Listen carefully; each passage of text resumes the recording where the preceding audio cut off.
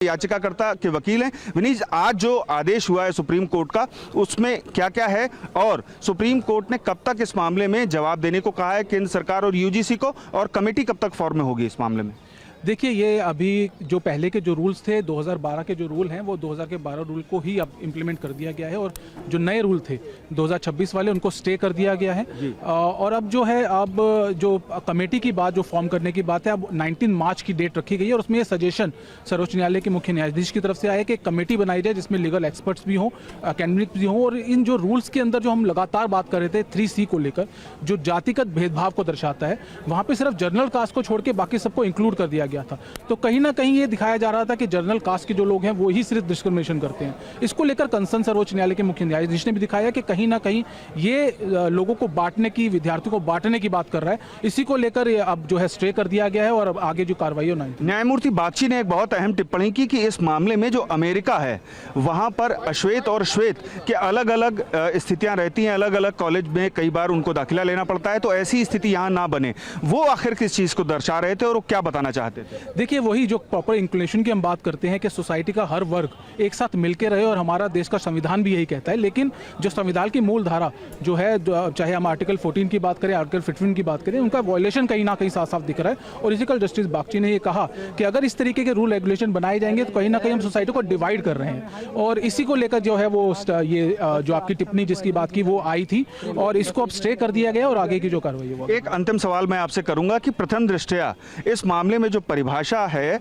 उसकी भाषा ही ठीक नहीं है, ये भी सुप्रीम कोर्ट की ओर से टिप्पणी की गई, सीजीआई ने ये कहा। आखिर ये इसके पीछे क्या निहितार्थ है? देखिए, जो हम लोग इक्विटी कमेटी की जो बात थी, या जो रूल रेगुलेशंस को फ्रेम करने का जो इंटेंट है, वो कहीं ना कहीं दिखाई दे रहा है कि कुछ पर्टिकुलर कास्ट को ही वहाँ पे जो सिक्योरिटी प्रदान की गई है। यहाँ पे बात ये भी आई कि अगर कोई जनरल कास्ट को कोई जातीय सूचक शब्द कहता है, क्या उनके लिए कोई वे आउट है? यहाँ पे कोई कंप्लेन का प्लेटफॉर्म बनाया गया है, या कंप्लेन किस तरह से डेल्ट की जाएगी, या क्या एक्शन होगा, इसको लेकर कोई बात की गई? तो साफ साफ केंद्र की तरफ से आया है कि नहीं, इस चीज को लेकर नहीं देखेगा, उसका जवाब जो है प्रॉपर वे में आएगा। तो कहीं ना कहीं सीजीआई ने माना है कि जो रूल रेगुलेशन बनाए गए हैं वो जल्दबाजी में बनाए गए हैं, एक मैसेज ऐसा है, और इसको लेकर तभी स्टे किया गया है। अच्छा, अब 19 मार्च को सुनवाई होगी? बिल्कुल, 19 मार्च के लिए। हमसे बात करने के लिए शुक्रिया। तो आपने सुना कि इस मामले में जो याचिकाकर्ता के वकील हैं उनका ये कहना है कि सुप्रीम कोर्ट ने इस मामले में हर एक पहलू पर गौर किया, और अब 19 मार्च को जब अगली सुनवाई होगी तब केंद्र सरकार और यूजीसी की ओर से जो जवाब दाखिल किया जाएगा, साथ ही जो कमेटी का जो फॉर्मेशन है उस पर भी सुप्रीम कोर्ट आगे गौर करेगा। जी समीर। तो 19 मार्च की तारीख जैसा कि आप बता भी रहे थे, तो बड़ी खबर यह है कि 19 मार्च को इस पर फिर से विचार होगा। और पीयूष, एक चीज आपसे हम यह भी समझना चाहेंगे कि अभी जो निर्णय या कंसिडरेशन कोर्ट ने किया है, जो निर्देश दिए, पहले के आदेश के हिसाब से ये नियम लाए गए थे कोर्ट के ही, तो क्या कोर्ट के इस निर्देश को ऐसा समझा जाए कि उसके ही निर्देश को गलत तरीके से या सही तरीके से न इंटरप्रेट करते हुए ये सारे नियम बनाए गए? मतलब उसके आदेश का रिफ्लेक्शन इन नियमों में नहीं था, ये कोर्ट ने एडमिट किया है। देखिए रवि, 2019 में जो सुप्रीम कोर्ट ने आदेश दिया था उसमें अगर आप रोहित वेमुला और पायल का जो मामला था, दोनों अलग अलग मामले सुप्रीम कोर्ट में पहुंचे थे, और उन मामलों पर सुप्रीम कोर्ट ने अपना आदेश जारी किया था कि एक व्यापक नियम बनाए जाएं ताकि रैगिंग देश भर में विश्वविद्यालयों और कॉलेजों में रुके। लेकिन उसमें सुप्रीम कोर्ट ने कहीं ये नहीं कहा था कि सामान्य वर्ग के छात्रों के साथ में भेदभाव किया जाए।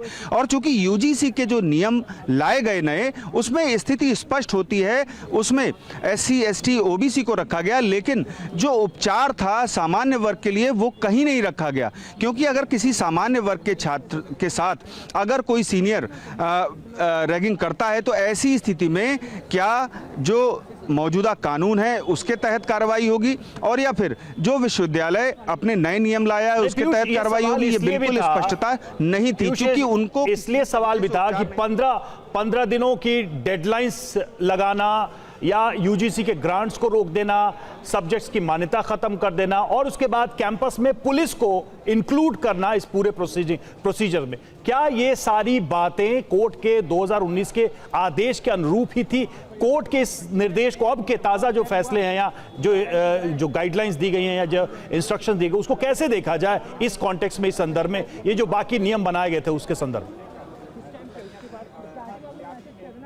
देखिए रवि, जनवरी 2025 में जब ये मामला सुप्रीम कोर्ट के समक्ष एक बार फिर आया और पायल वाला जो इशू था उसको लेकर के सुप्रीम कोर्ट ने आदेश दिया, तो समय बद्धता तय कर दी कि यूजीसी को जो व्यापक नए नियम लाने हैं वो निर्धारित समय में लाने हैं और उनको लागू भी निर्धारित समय में करना है। लेकिन सुप्रीम कोर्ट ने अपने आदेश में ये कहीं नहीं कहा था कि आर्टिकल 14 का वायलेशन किया जाए, यानी कि समानता के अधिकार का अगर वायलेशन होता है तो सुप्रीम कोर्ट भी उसके खिलाफ जाएगा। और ये स्थिति आज स्पष्ट हो गई जब यूजीसी के नए नियमों को लेकर के याचिकाकर्ताओं की ओर से दलील दी गई, तो उसमें साफ तौर पर आर्टिकल 14 और 19 का हवाला दिया गया।